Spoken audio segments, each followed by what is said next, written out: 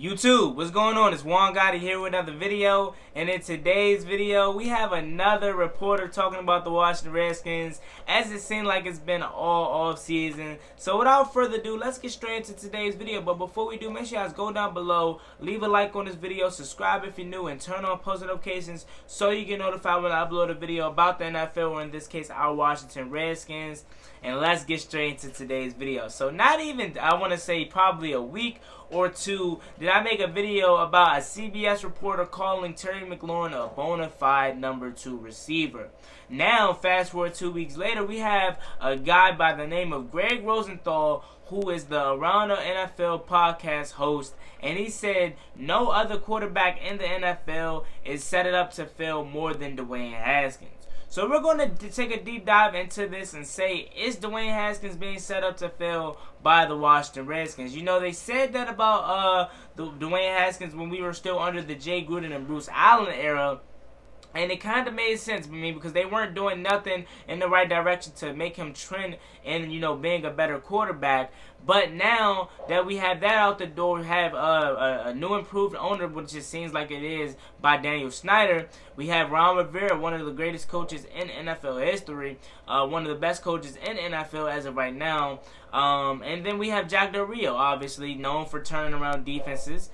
We have just a whole new franchise, I would say, as far as the coaching aspect goes. And that's still not enough for Gregg Rosenthal to think that the Washington Redskins is helping Dwayne Haskins move into the right direction. So let's look at what Gregg Rosenthal said himself. He said, NFL analyst, Dwayne Haskins may have the worst situation of any quarterbacks in the league. He thinks that Dwayne Haskins is being set up, such as the Josh Rosen situation. I would even say Gardner Minshew was put in a bad situation just because, I mean, although he wasn't drafted as high as those guys, they still looked at him to be the quarterback of the future in Jacksonville. But they're not doing anything to help him out. All you heard of Jacksonville is, you know, drama this whole offseason. Yes, they did get the former Redskins head coach Jay Gruden as their offensive coordinator, which he thrives at the best. But still, they rarely have playmakers on that team to help a young quarterback in Gardner Minshew. Now, I would say that, you know, D.D. Westbrook is somewhat of a playmaker, but still, I don't think he really is, in my opinion. So, when I look at a messed up situation, a horrible situation as far as being put in a quarterback situation where they don't want him, I'm looking at just the Josh Rosen situation to where they didn't want him. Cliff Kingsbury got him out of there. Even when he went to Miami, he still lost the spot to Ryan Fitzpatrick.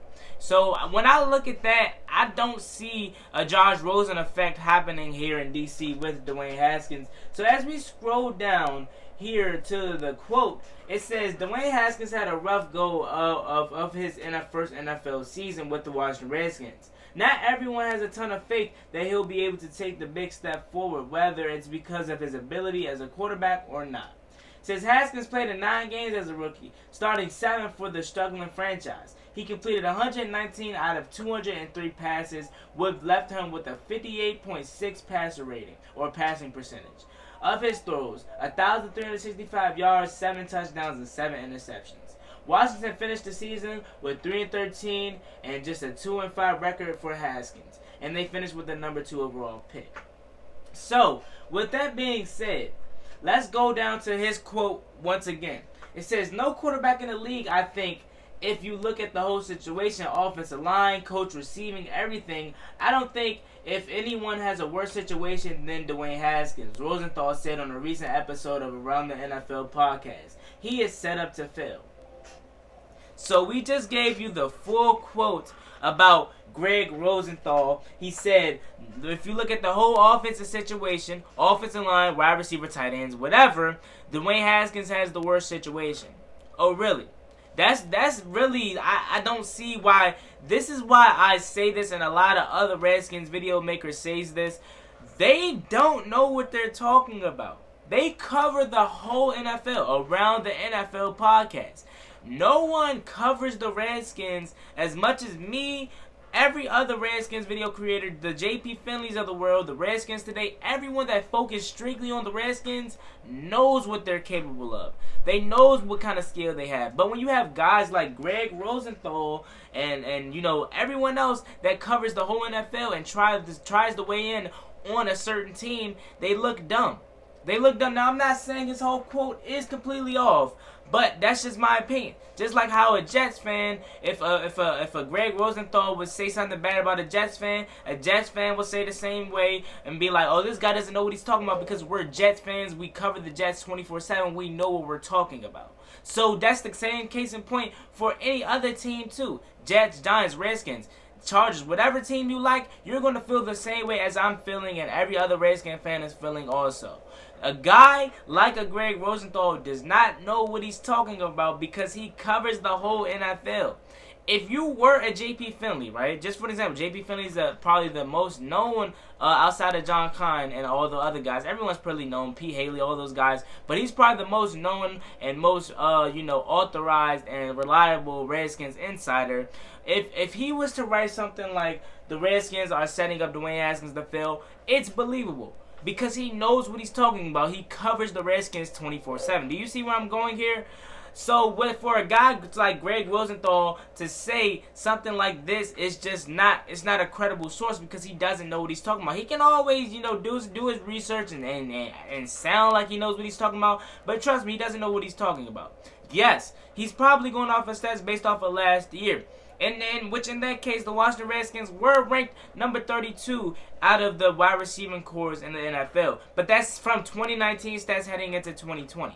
We as Redskins fans know what we got as far as the wide receiving room goes. We know we have one of the young best wide receivers in the NFL in Terry McLaurin. Dwayne Haskins said he's the best he's ever seen. And I know that could be a little biased because that's his teammate, but hey, not far off. He said Kelvin Harmon looks faster, stronger as he's ever seen before he even came into the NFL. So we know what we have here as the Washington Redskins. We know we have really good threats. Steven Sims emerged in the slot late last season, expecting big things out of him in 2020. Terry McLaurin, like I said, one of the young best receivers in NFL. Although they did talk about Marquise Hollywood-Brown, A.J. Brown, D.K. Metcalf the most, Terry McLaurin was the best, and he was rated the second highest wide receiver, I want to say, right behind Michael Thomas, only 2 points right behind Michael Thomas for best receiver of the decade, best rookie receiver of the decade. So that says a lot. And for this guy to not even mention that here, that just shows you how much of research that he hasn't done. So let's look at what he said. We know we have a good receiving core. We know we have a lot of improvement to do. But for a guy like him to try to say, you look at the receiving core, you look at the offensive line, there's nothing here that can help Dwayne Haskins, and they're setting him up to fail, right? So you look at the offensive line. A Pro Bowler, All-Pro right guard, in my opinion, probably the best, if not one of the best, guards in all of football as of right now, Brandon Sheriff, who's looking to get paid and will get paid, right? We have Morgan Moses, who, is good, is durability. He's always there. And then when he stays healthy and stays clean, he's probably one of the best right tackles in all of football too. Let's just be real. Come on. Let's just be real for a second. Yes, we know Morgan Moses has his penalties every year, his holding issues. He fixed that. He's going to be mean. And I know a lot of Redskins fans like to say, and even other people like to say, you look at Morgan Moses, who's been not that good for the past couple of years, but it could be worse. It could be worse. You know what I mean? It could be worse. Morgan Moses is a good right tackle, so we have the right side solidified. Yes, we know we lost Trent Williams, obviously, traded him to the 49ers. We know how that happened, right? We lost the best left tackle in all of football. Yes, okay, we'll take that one on the chin. But we drafted the same day we traded Trent Williams. We drafted his replacement in Sadiq Charles right after that. And Sadiq Charles, if it wasn't for his off-field issues, he was projected to go late first round, early second round, maybe into the mid-second round, as a left tackle. So for this guy to say something like that, saying he's set up in the worst situation, that shows you how bright he is when it comes to Redskins stuff. Because I guarantee you, it's multiple teams out there, quarterbacks-wise, that are set up way worse than a Dwayne Haskins. So with that being said, left tackle, we know we have Sadiq Charles coming in. We're expecting big things out of him. Left guard, we have a Wes Martin and a Wes Schwartzer, Atlanta Falcons that we bought in. The left guard, who was really good for the Atlanta Falcons last year. Really good. So for this guy to say the Washington Redskins wide receiving core and offensive line is probably the worst in NFL, and Dwayne Haskins he says receiving everything, I don't know anyone in a worse situation than Dwayne Haskins. That shows you how much he really knows about the Washington Redskins. Dwayne Haskins, 7 touchdowns, 7 interceptions last year, right? Okay, he says Haskins did get some help later in the draft in the 3rd round and 4th round. Washington added a pair of wide receivers, Antonio Gibson and Antonio Gandy Golden, and the LSU offensive tackle, Sadiq Charles. Could be an NFL star down the road. The team has also reportedly pursued Amari Cooper before re-signing in Dallas, and added some veteran skill guys like Cody Lattimore, Peyton Barber, and J.D. McKissick during free agency. He says, whether there will be enough for Haskins to show some serious development in year 2, it is yet to be seen. If not, Washington will have some very interesting decisions to make after the next few years goes. So, after reading the full quote by one, what is his name? Gregg Rosenthal. I don't even know the guy's name. That's how irrelevant he really is into this whole situation. After reading his full, obnoxious about Dwayne Haskins, I'm telling you guys here now that the Washington Redskins are not setting up Dwayne Haskins to fail. They're building an offensive scheme around one Dwayne Haskins. Scott Turner is. He clearly said it himself. He came out in an interview the other day where he said he's more comfortable in this scheme. It's more up-tempo and more, his speed and what he did at Ohio State, where he threw 50 touchdowns in 1 year. So, with that being said, he has some weapons in Terry McLaurin, Antonio Gandy Golden, who we're expecting to be a Swiss Army knife who can line up in the backfield, line up in the slot, possibly line up on the outside. So, we have toys. Offensive line, we know we have really good depth at the offensive line position. Cornelius Lucas to back him up, Keith Ismail, Chase Roulier obviously is the starter. We have a lot of toys to play with. Jerron Christian, who's been buns for these past years, but is always getting better. Always has a chance to get better, although I'm done with him. We have to throw him in there too. So with that being said, I do not think that the Washington Redskins are setting up Dwayne Haskins to fail. And I'm not being biased at all. Don't, like I always say when I make videos like this, pretend like this isn't there or that isn't there in the background. Dwayne Haskins is not being set up to fail. You know what's setting up to fail? You don't bring in an offensive coordinator that's willing to, build a scheme around their quarterback's potential. Bring in playmakers to help their quarterback. Bring in a left tackle to replace the best left tackle in all of football to help their quarterback. You see how everything that we did this offseason mainly revolved around helping the quarterback? Developed, depth at the offensive line position in free agency. Drafted offensive linemen in the draft, Keith Ismail, Sadiq Charles.